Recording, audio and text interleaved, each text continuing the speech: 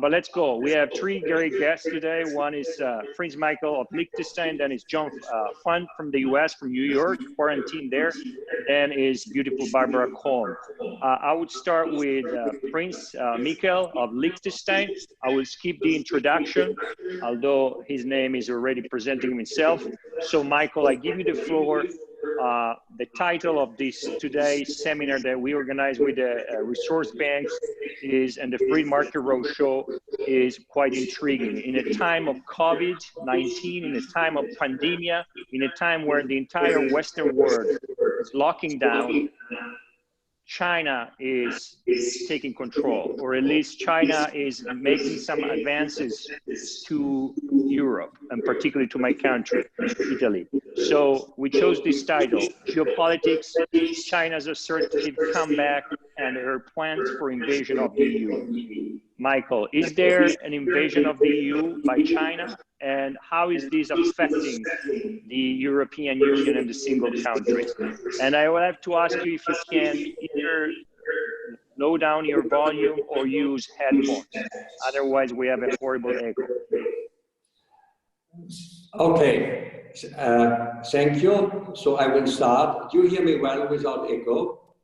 It's perfect now. It's a tone fine.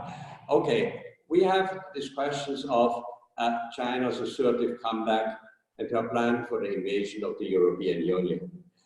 I think China can invade us or can control us only as so far as we allow it. And I don't mean allowing by giving them the legal permission, but allowing is having policies, having practices, etc., which limit the activities of, let's say, European business, of European politics, and allowing other ones to become more competitive. I think what we see at the moment is the question. We have, and I'm basically a big promoter of free trade. It means you should be able to globally trade freely with everyone. But there's a caveat, and a caveat which the Chinese understand very well. Why? And this has nothing to do with protectionism. But while you want to have free trade, you want to buy goods or you sell the goods on the best terms you can have, on the best production side, on the provision sides. On the other hand, you have to, and every country has to see for its own interests, and their crisis is coming. And there are certain things which countries have to see. Do I get my resources? Do I get what it needs? Or do I protect my markets also in times of political crisis? And I think this was a point which was somewhat neglected by the West. It means the West was, unfortunately, also protectionist. Not only China, but also the West, also the European Union was protectionist. On the other hand, we neglected the necessity of protecting our resources and protecting also our markets. On the other hand, this is a problem which the Chinese understand very well. And a lot of the Chinese activities now is actually to protect and to shoulder their markets and to protect their provision of resources. And for China,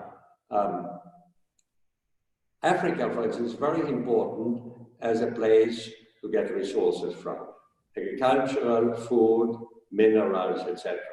It's very important for them to have a political influence in Africa and to have the seaways to Africa guaranteed. Now, if we look at for Europe, the European market is certainly very interesting as a market. But on the other hand, also for China, Europe is a very important place to get know-how from, to get technologies from, to get good people from who are trading. And they are working very strongly on that. This wouldn't also be a problem if it would be a both-way relationship, but it becomes more and more a one-way relationship. China is selling their products, on the other side, they are taking technology. We see that they buy more and more companies here. They can invest here. We have limits to investing in China. Another thing is, which is very important, the trade routes. At the moment, and for Europe, for instance, the Silk Road, the Belt and Road Initiative, would be also very important for Europe to get it. But we left now the control to the Chinese. The Chinese extend their political influence on the countries as well on the land Silk Road as on the maritime Silk Road in between. Europe has no possibilities, neither the military nor the financial. They would have the financial, but not ready to do that, or the economic possibilities to control these roads. For certain reasons, Europe is too Eurocentric, Europe is too short-term thinking, and Europe thinks it has a certain moral superiority and thinks about European values. Values are certainly important, but values will only prevail if they also can be defended. And so that we are in the danger of becoming controlled more and more by China. But it's in our hands to avoid it.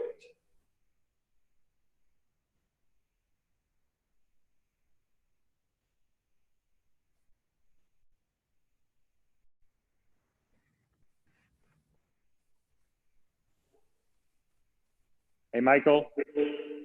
Yeah, now I hear you again. I didn't hear you. Yeah, sorry, you went up. You finished, sorry, because we missed you for a second. Yeah. Okay, thank you very much, Michael. We're coming back with question. I like to remember and remind all the participants, we're over 70 now participants, and again, sorry that we can't solve the problem of the video, and you can only see me, and I don't know whether that's a good thing or bad. Before moving to John Fun, I'd like to go back to Barbara, that I know is in Austria. Everybody knows Barbara Kolm. Here you are. You see, it was a matter of enabling.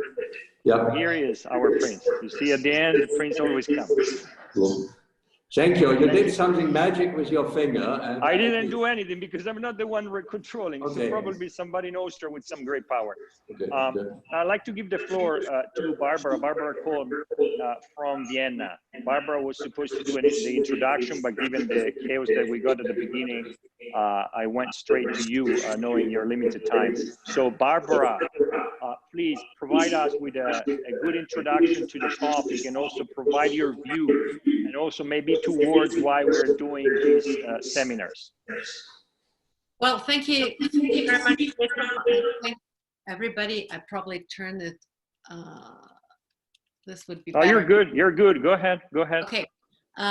Thanks for joining us all, and it's interesting times, and this is the first experiment of the digital roadshow for all of us. As you can see, we had some technical issues. Apologies for that.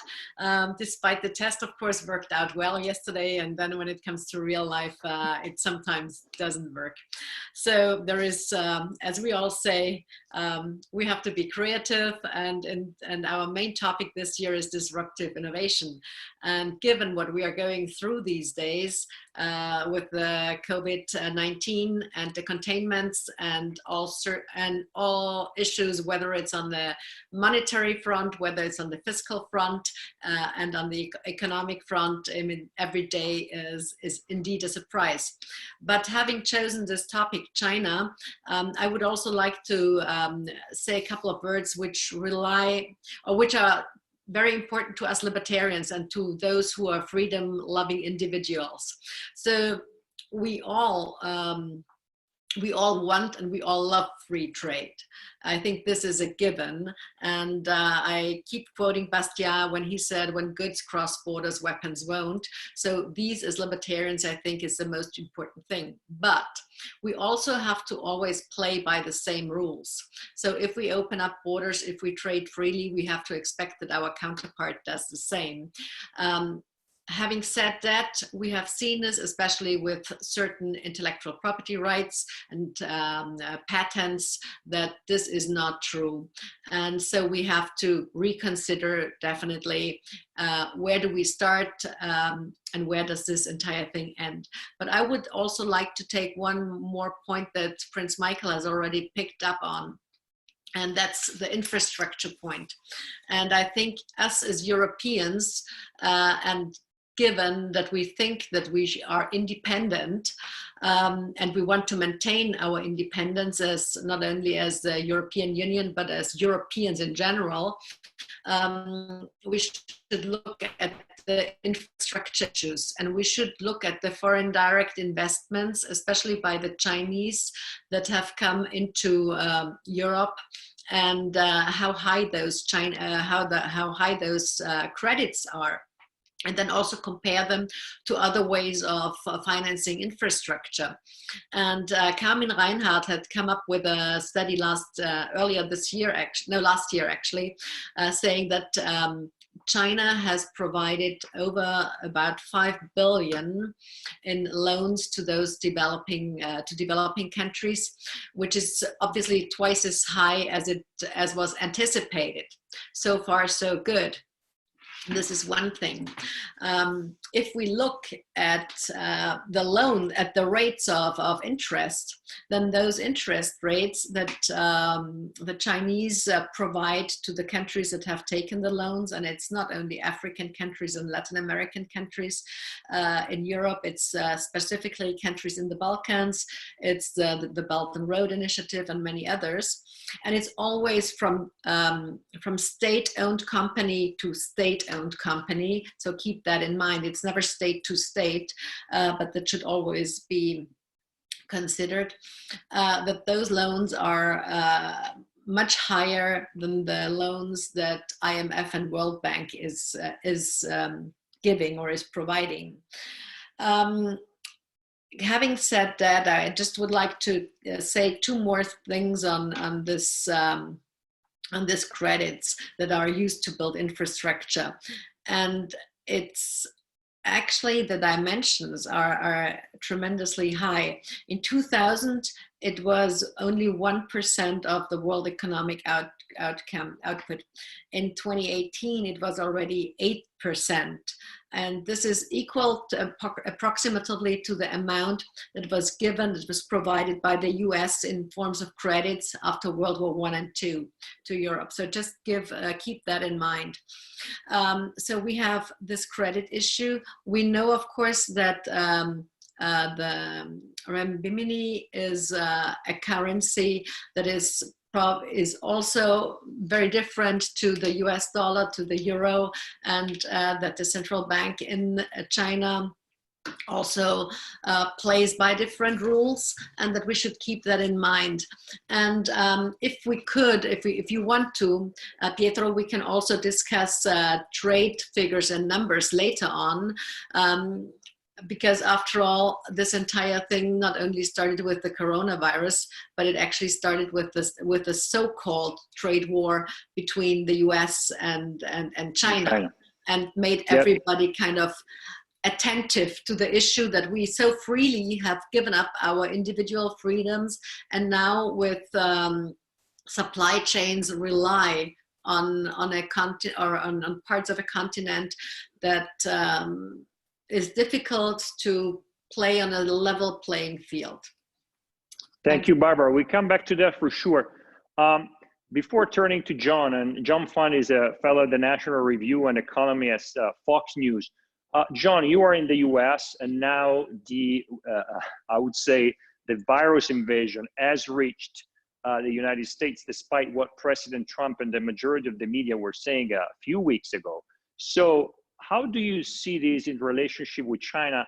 And do you see, given the less influence of the United States, particularly in some parts of Europe, do you see a risk of a Chinese invasion of Europe, or at least a Chinese attempt to monopolize Europe? Also, given when we were earlier in the backstage of this meeting, John and me were talking, and I said that I reported that the Chinese propaganda is accusing actually or blaming Italy for the virus. They said, well, the virus came first in Italy back in October. So even yesterday, the G20 has raised some concern about China propaganda. How this is felt in the US, and how do you see this coming to Europe?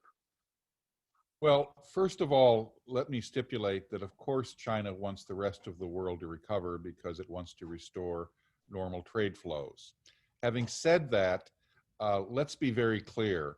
This is like a poker game, a game of cards, and you have three big regional players. You have the EU, you have the United States, and you have China.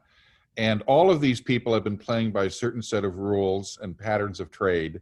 And overall, China has been the winner because it's been bending the rules in its favor. The EU has been, I think, the relative loser, and the US has certainly not been very helpful.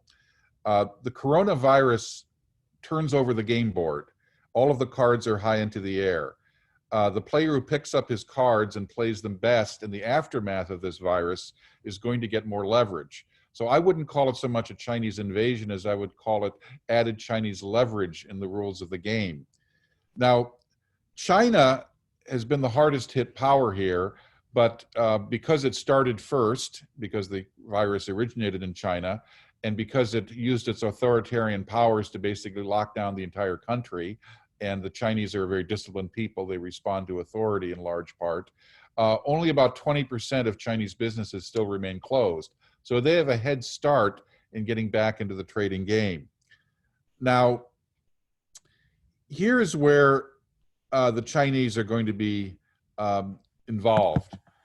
They clearly have decided that there are various countries that have felt neglected by the EU or in conflict with the EU, I'll mention Hungary and Serbia, that they can exercise more influence with. And certainly the delivery of masks and supplies and more loan credits to these and other countries are designed to increase Chinese leverage there in the future. I can tell you that my sources in Hungary say they are very, very worried about the level of indebtedness that Hungary has to China, and that will only accelerate now. The major problem with the Chinese is, of course, their authoritarian system and the complete lack of transparency, which led to a shameful cover-up of the origins of this virus and cost the world dearly because we lost a lot of weeks because the Chinese were basically lying about the danger of the virus. I was in Zambia last year, and you could see the Chinese presence everywhere, and of course they were all in factories that were completely locked down, no access to them. I tried to visit several. The Chinese also, of course, have no compunctions about bribing people, and those are things that are obviously not transparent, but I suspect are apparent in all of this state enterprise and state enterprise trading and loans back and forth. So the question, since this is primarily a European audience, is what can the EU do about this? I think that we have to understand that the EU, given its history, was a project designed for sunshine days, not for days of dark storm. And in sunshine, the EU could pretend that it was marching towards a bright future. But when the rain clouds form, you quickly see that all of this solidarity goes out the window. National boundaries went up very quickly. Concern about people protecting their own inhabitants inside the nation state went up dramatically. And Europe is now, I wouldn't say balkanized, but clearly isolated in its own individual national units. So the question becomes, where do we go from here? Well, the Germans have agreed to start spending. The French have put, at least temporarily, their plans for European superstate on hold by necessity. And the Italians are going to have to break free from some of the EU strictures. Because of their indebtedness problem and the recovery of their economy, they're going to have to break even more EU rules than they have in the past. So this breaking out of the EU straitjacket, this pretense that the EU is one unit and can operate with one set of rules, is going to have to fall by the wayside. The question is, how can we have a new EU that is more flexible, more dynamic, and understands that they're going to have to be individual countries that go in individual paths for part of the way? Will this understanding reach Brussels quickly, and will they adapt and realize that the time to reform the EU is now? If not now, when? Because if the EU continues to pretend business as usual and we're going to just slow down our march towards the European superstate, the EU is going to be the loser in this poker game. In fact, it will have to take off its shirt and its clothes because that's how much it will lose. And that's the question before the EU, whether it can be flexible in the aftermath of this crisis, or whether the Chinese leverage will continue to increase and the EU will not have an effective response to it. Thank you, John. I'd like to remind everybody that the idea of starting this webinar together with Barbara and all the team in Austria was, of course, to, not to give up to the flu and to, the pandemic here, but to keep our strong work in our countries, but also in, as a community. And of course, I like to invite everybody to come up with ideas for future webinars that we can run on a weekly base or on a bi-weekly base. And you see, it's a very simple system, despite the problems we had at the beginning. The other thing I want to say is, please, there is a chat. You can use the chat to ask for questions. We don't want to go too long, but you're free to send some of the question, and we might have some of other questions, answered later. The third thing I want to say is that the event is being recorded, so it will be made available very soon. I have already a question that is actually directly to John, I think, and it says, in the West, we generally see free trade connected to the empowerment of individual freedom, whereas China sees it through the mercantilistic policy as a means of collective empowerment in the hands of the Communist Party, Chinese Communist Party. How long can it last? This is for you, and we start with you, John, and then we go to Barbara, and then back to Prince Michael. It will last as long as we don't realize and don't react to the fact that Chinese are playing by a different set of rules and assumptions. China has abandoned Marxist-Leninism, but it has replaced it with market-Leninism, which is a form of state influence and control over the economy that we cannot ignore. There are no decisions in China that aren't made with the knowledge and or tacit or explicit approval of the Communist Party of China. And we're going to have to realize that. We can trade with China, but we have to trade with our eyes open and our wallets shut until we get at least transparency, because we can't believe anything that comes out of China immediately. Ronald Reagan used to say, trust but verify. With the Chinese, it's distrust and then try to verify. So what we have to do is just understand that when we opened up the World Trade Organization to the Chinese in 2001, on the assumption that this would eventually lead to democracy and greater political freedom in China, it was a decent, understandable bet. I might have made it myself in 2001. I was ambivalent. But clearly the bet has not worked out as planned. And now that we're 19 years into that bet, it's time to reevaluate our stakes. And when we enter the poker game, reevaluate it and make sure that we cut the cards, we make sure the cards are not hidden under the sleeve of somebody, and that everybody plays as much openly, because if we don't have transparency in trade going forward, we're going to be the loser, because the Chinese are not going to change their behavioral patterns unless they're great. pressured. Thank you, John. But you said something interesting, and I want to bring this back to Barbara and then to Prince Michael. You talk about the responsibility of Europe. Basically, you put responsibility, and I can't agree more with you, on Europe. Barbara, has Europe the strength to react to this? Well, obviously not, because I think we fell into a trap. I don't think we must not be as arrogant as to think that we understand China. I think they tick differently, they have a different mindset, and that's the power of the center, and it's not the way that we in Europe or as the West thinks. Then we have several other issues. I mean, look at how they treat their own people, and I'm only talking about Hong Kong. I'm not talking about what has happened in 10 years ago.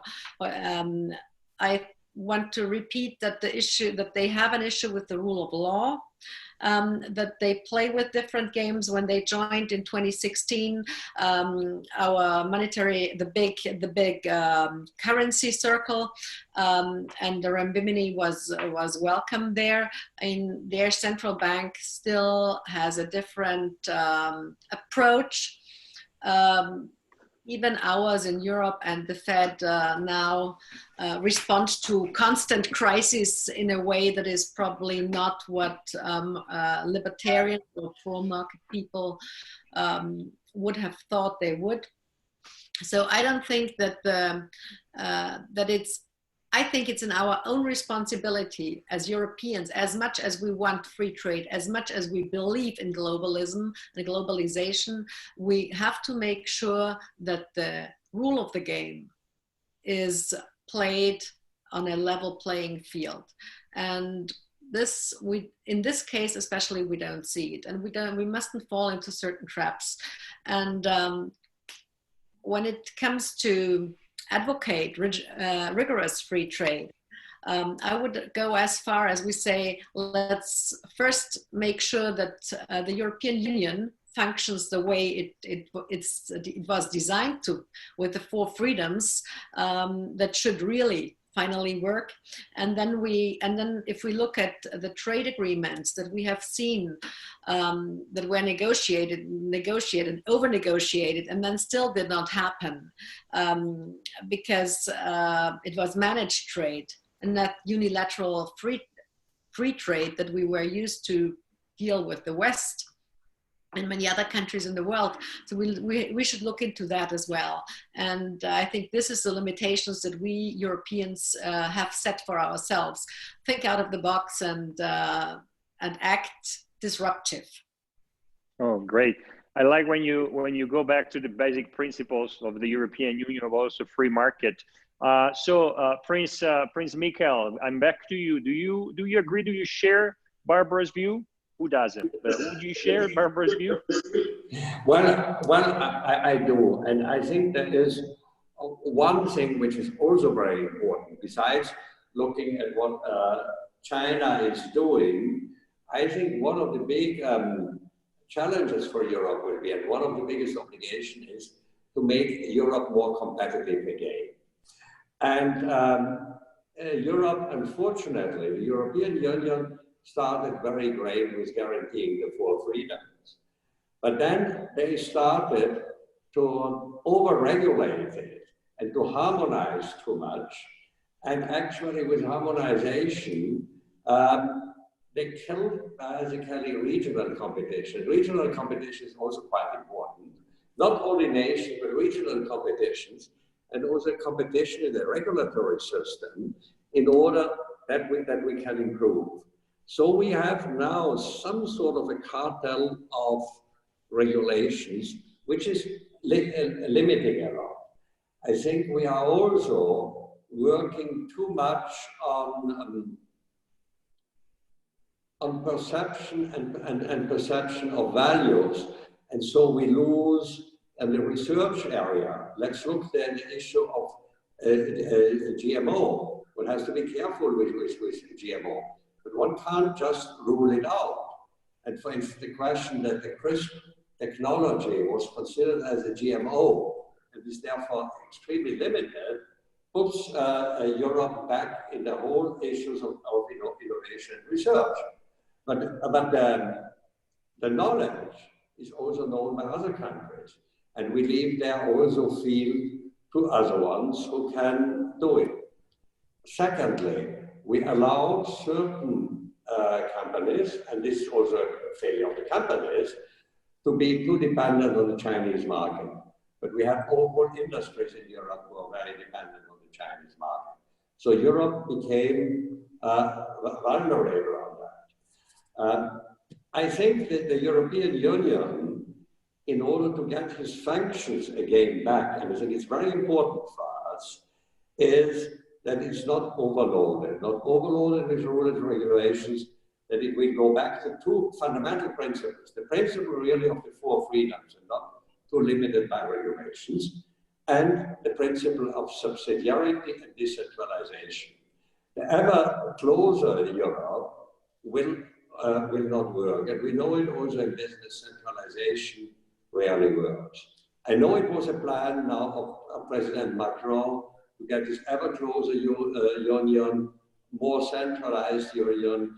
But the first thing which happened when coronavirus broke out France closed the border to the exports of certain goods into some of their European colleagues. So we also would need an honest European Union. Thank you so much, Prince Michael. Mikhail, sorry, my American heritage here. We're receiving a lot of questions actually, and the most active and should definitely win the prize today for the most active on the webinar is Melissa Sullivan. Melissa is a bit upset, and this is a comment rather than a question, but it's also a comment for each of the speakers here on the forum. Melissa argues that China has entered Africa by basically buying off local middle class or ruling class, and she thinks, or she argues here, that probably, or she's wondering how many European in the ruling class have been I would say buy off by the Chinese. And then I have an interesting comment by Philip. Philip argues, well, Europe just is too late on the party when it comes to CRISPR, and then EU, and we as a EU still do not see a huge potential to aid every human being on this planet. And then we have another comment, should the EU not allow individual agreements on member states with China, such as the one agreed last year with Italy on the Belt and Road Initiative? So going back to the question by Melissa, is there a risk that we have a ruling class or a management at the political level or bureaucratic level that is too weak to stand up in front of the China's influence? I would start with you, Prince. A ruling class which is too weak there, here in Europe. But I think we didn't have enough foresight and strategic thinking. If we look back the 10 years since 2008, there was always one theme which dominated European thinking and capital. It was first, after Greece, there was the debt crisis. Then we have the ongoing migration crisis. Then there was Ukraine and Russia. Now it's the coronavirus. And it didn't even leave time to think for our politicians to say, actually, what should we do geopolitically? And in between is always the question, what are we doing with the European Union? And I think it's maybe not the stand, but I see a certain lack of strategic thinking, and I wouldn't even say on the European Union level, but also mostly in the national governments. Barbara, I see you as a ruling class in Austria. Are you able to stand up? We are definitely not able to stand up, and this is why I at the beginning brought in the numbers of China's credits into the developing world, and I hope Melissa had heard that at the very beginning. Right now, Nigeria's debt, for example, to China amounts of almost 15% of their economic output. Just as a fact. And but what I would like to add is that sometimes that we have to be very careful that economics is subordinated to geopolitics. And geopolitical, or people who think in geopolitical terms and safety security terms sometimes do not think in economic terms. We as libertarians and as humble economists only have the supply and demand side in our heads and in our minds, and don't look at or sometimes don't look at the bigger picture. And I think therefore it's very important what both John and Prince Michael had added to the conversation. So we have to be very careful on that, even if we as desire a libertarian world order that can be achieved by supply and demand side, and by freedom of individual and economic freedom, by entrepreneurship, then of course this doesn't mean that if we play by these rules and by this game, others do as well. And I think this is the lesson that we unfortunately learned the hard way during this so-called corona crisis, when supply chains all of a sudden break down to an extent that we see a shutdown in the economy. However, even if it's hopefully only a V shape and not a U shape, but it's still, it costs us a lot of wealth and growth. So I think we have to be very careful, and if we as libertarians or actually at the system of pro-market, the market system that we have embraced entirely in Europe should survive, we have to be very careful and must be safe from our own pretensions and excesses. So think and act, think before you act. In many cases. Thanks, Barbara. Before coming to a question that has to do with the right to privacy or the right to data protection, I'd like to go back to John. John, there is an interesting question that actually was directed to you, but I would have anyway directed to you. Do you see a higher or stronger influence of China over the UN, and particularly in these last weeks over the World Health Organization, and what could be the consequences? Also, because as you said, you know, the information or communication from the Chinese side over the COVID-19 in January and February has been, I would say, delayed, not to say something else. But do you see a risk of too much influence now of China at the UN and World Health Organization level? You know, the United Nations often says that some countries have become failed states, that you can't rely upon them for adequate results or performance.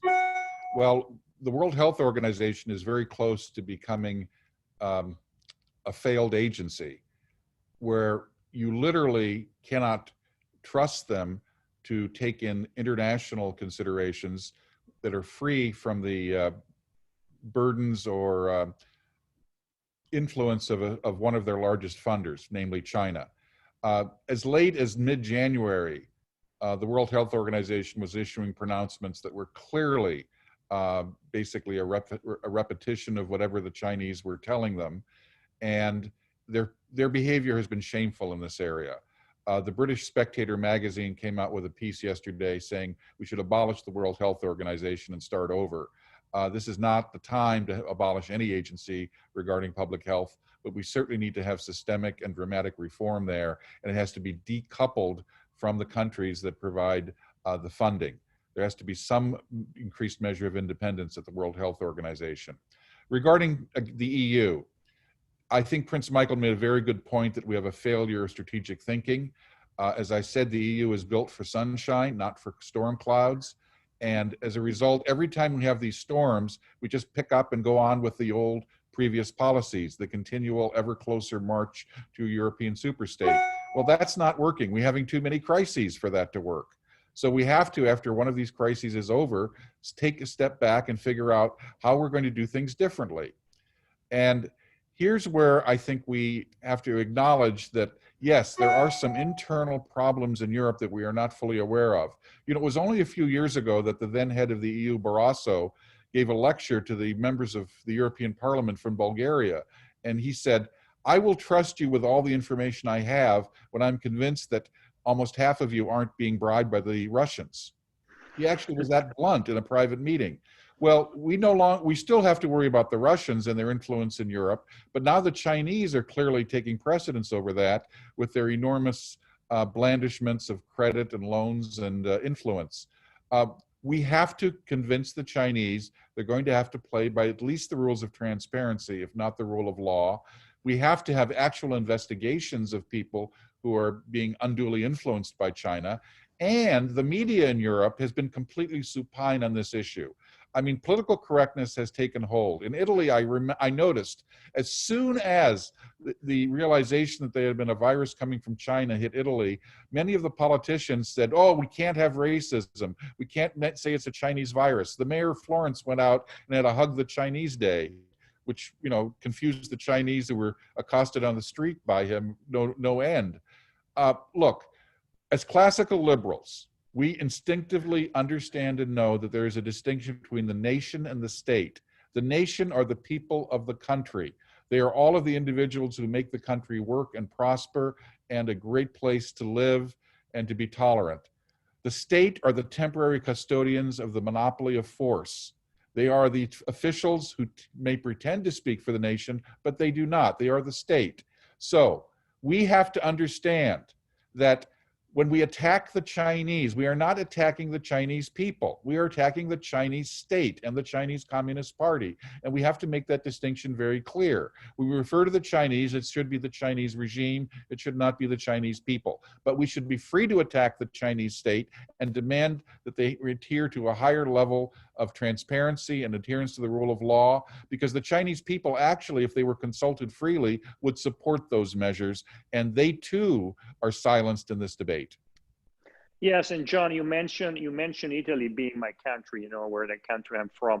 And we see some of this soft influence right now coming because China is sending over doctors, China is sending planes with masks and so on. And that's a great soft power that the Chinese government, of course, is playing. But, you know, one of the answers that the Europeans or the Italians are using as a concern is it's simple. They say, well, Europe is not helping because of this sense of lack of solidarity, as they say. China is helping, Russia is helping, even Cuba. You know, we got 5 or 6 doctors from Cuba flying over to Italy. And of course, it was on all the newspapers, and the leftist newspaper, they made big headlines reminding us how the healthcare system in Cuba is great. But, you know, I want to jump because otherwise we run out of time. And thanks, John, very much for this clear and shareable answer. I want to go back to Europe here because I have a question that, you know, I've been carrying with me for the past few weeks.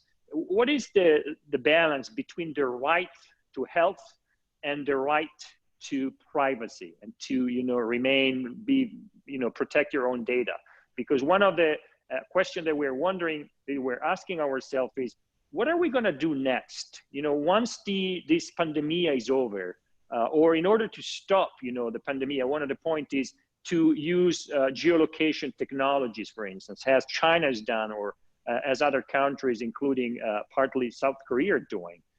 Would European citizens, or should we as classical liberals support this type of initiative to protect health, or we should instead defend more our right to privacy? I go back to Barbara and then Michael, and then I know, John, you want to say something, so I'm coming back to the US.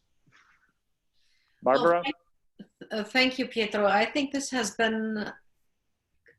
clearly shown, this crisis, that our individual freedoms are being limited. We feel this right now, every day. It is probably for some time, it's necessary, and I think everybody accepts and understands it. But when it comes to geolocations and other things, I think our individual rights are definitely disturbed. And we have to be very careful, despite the measures and the fact that the measures that are being undertaken by our European governments right now, that our individual freedoms and liberties are not taken away because after all, we have fought communism and socialism for years. 30 years ago, the Berlin Wall fell, and we thought finally Europe is in a stage where the voice of reason is present and where socialism kind of is restricted. These days, we see measures with the one-size-fits-all policies. Again, same thing as we had in 2008, 2009, after the so-called sovereign debt crisis, that one-size-fits-all measures come into play. And it is, of course, much stronger these days, because it's not only the financial sector and the financial industry, but it's all parts of society that are confronted with it. It's the real economy as well. And controlling the economy via measures that are being now discussed at this place whether it's Brussels or whether it's Washington, I think is not a very good idea for us, at least not for those people who believe in freedom, or individual and economic freedom. So fighting socialism back, I think, is very important. And we must not, again, fall into this trap that we have to be controlled top down. Thank you, Barbara. Prince Michael, where's the equilibrium, the balance between the right to health and the right to privacy? Well, I think for me it is very clear, right? Both things are important. The question is, I think, also a question of trust and an agreement between the populations who should have individual freedom, and sometimes the one who exchange freedom against security, and the government. And I think the problem I see, for instance, just take the case of geolocation. It might make sense short time while it is a crisis just for the specific thing. But we should be able to trust what John before called the state, that he will end that when the crisis is over. And I think this trust is lacking, because look at the French emergency measures after the terrorist attack in Paris. That should have been a short-term measure. It is still there. Germany introduced in their taxes for the reunification in the year '89 a special tax, the solidarity tax, which was geared, I think, for 1 or 2 years. It is still there. These things happen to prevail. Europe introduced a great thing with the GDPR, the directive on privacy for the people in control. It has become a monster which has a huge cost for the companies, but it doesn't limit the state in their collection of data on their citizens. So my concern is that this is not going to be a temporary measure. It will stay, and it will be stayed then for different arguments. It could be then still fighting terrorists or for protecting the health long term. But I think we should not become into a surveillance state, and there are certain dangers that we gradually get it on the term of general security, and then we would then exchange freedom into an illusion of security. The delusion. John, do you agree with this interpretation? It's a delusion of freedom? I think that's a very powerful statement the Prince has just made. Let's contrast two countries and how they are using technology to combat the virus. South Korea, I think, has a very good approach. One of the most important reasons that the curve is bending on new cases in South Korea is they're requiring that people who test positive report on their smartphones all of the names of people they think they've been in contact with the previous week or 2 weeks. That's a very good marriage of technology, public health data, and frankly, in a public health crisis, I think people should be able to surrender that information if they test positive. China, on the other hand, if you're in Wuhan, you're supposedly now free to move around the country, but only if your smartphone goes from red to green on a government-sponsored website, then you're allowed to go and move around. So you basically are a prisoner until your smartphone tells you you're not. And of course, the decision as to whether or not you're no longer a prisoner is not just based on your health considerations or the considerations of the community at large, but how many social credits do you have? Have you been a good boy? Have you paid your taxes? Have you made your loan payments on time? Have you said anything that's not proper on a chat show on the internet? This is very dangerous because that turns the excuse of providing security into a totalitarian system that controls people from their smartphone every day of their lives. Thank you, John. Since we're getting to an end, let me guys quickly read some of the comments that we get here. I will start from the bottom. There's one very long from Tellis, and apologize if I'm not going to read it because it's too long. I know you took time to write it, but apologize for that. Janos says, are we as human beings developed enough to make a good use of the often mentioned freedom? Then we have still Janon. Is it not Europeans' cultural fault that China influence has grown so high? What could you learn from the institution of Austro-Hungarian monarchy? We're going back a couple of centuries here. Was it not a big failure to the peace agreement of Versailles? So we're going back, and then there is Chopra. Allow me if I read correctly. If China refuses to play by the rule of transparency, what option do the US and EU have going forward from here? And then there is Jonathan. Jonathan actually was being very ironic on transparency. I was wondering why, whether the Communist Party in China is aware what transparency is. And then it goes on, as the EU's action, sanction on Russia being a part to play to push Russia toward the arms of China, didn't this then reinforce China's role in lobbying other countries for the other initiatives? And that's it. There are more questions. I apologize if I cannot read them. I just go for a quick round. I would start with you, John. Anything that you want to add, moving toward an end? Well, these are very difficult questions because you certainly can have unintended consequences of any And I give you 1 minute. Okay. With Russia, we have tried to calibrate sanctions, at least from the US, on individual members of the Russian ruling class rather than the people or the economy as a whole. And that has had some effect. But the most important thing we've done is help drive down the price of oil, which has affected the Russian economy. With China, I think we have to, if the Chinese refuse to play by the rules of transparency, we have to revisit their membership in the World Trade Organization. It's a voluntary organization. We don't have to take everyone who wants to be a member. If they won't play by the rules, we let them in, we should throw them out. Thank you, John. Prince Michael, should we throw them out from the WTO? Well, I think if they don't play a long time for the rule or give it, I think we should do it. We could still trade with them, but we should take them out, because if you are part of an organization, you should play to the rules.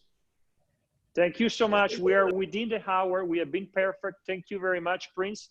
Also, John, thank you very much from New York for joining us. It was a great global conversation. Before passing the ball to Barbara in Vienna for concluding this, I would say it was the first experiment. There were some problems in the beginning. I want to thank Martin very much, in Vienna for helping setting this up. I want to thank the entire team of the European Resource Bank and the Free Market Roadshow.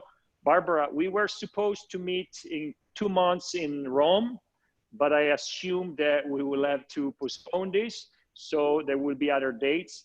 We want to go on with these webinars on different topics. So again, I want to invite everybody to, through some ideas, set up webinars together with us. And then I want to thank everybody that has posted questions. I was not able to answer all these questions. Barbara, we live in a time of emergency. So my Mac, that is a new Mac, American Mac, actually broke the camera yesterday. So I've been working straight from the iPhone, but I have to say it worked well. So I'm passing the ball to you, and thank you very much to everybody for joining. We had almost 80 people at a certain point. So I think it's a great success to start with. Barbara, the conclusion are yours. Thank you very much, Pietro, not only for jumping in and for moderating it and for actually having this great idea that unfortunately the ERB in Rome that would have happened on June 18th, 19th, 20, 21st with the Free Market Roadshow will be postponed for sure. After all, our American friends have been pushing us in for years to go to Rome. We could have picked any other safe place in Europe. Barbara, before Rome becomes a Beijing, yes.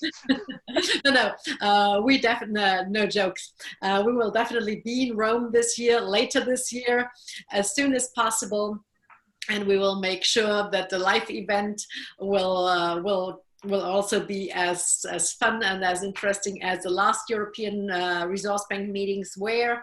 But let me conclude just by saying that this year's Free Market Roadshow topic is disruptive innovation. And I think we have excellent examples throughout the world now that where the disruption is happening, and it's happening on every level in our lives. So I think this is a positive message that free markets and that